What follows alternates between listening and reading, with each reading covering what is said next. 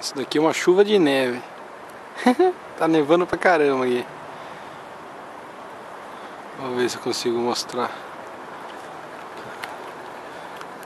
Deixa eu ver um lugar legal pra mostrar.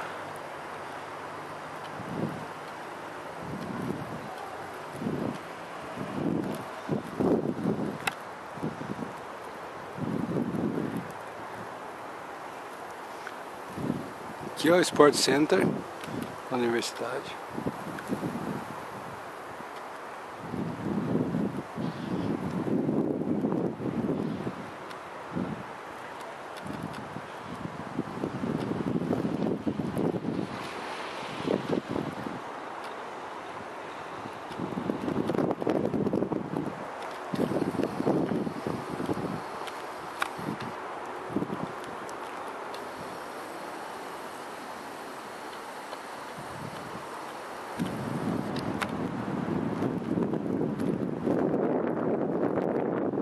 Ali aquele prédio onde o Odilon mora.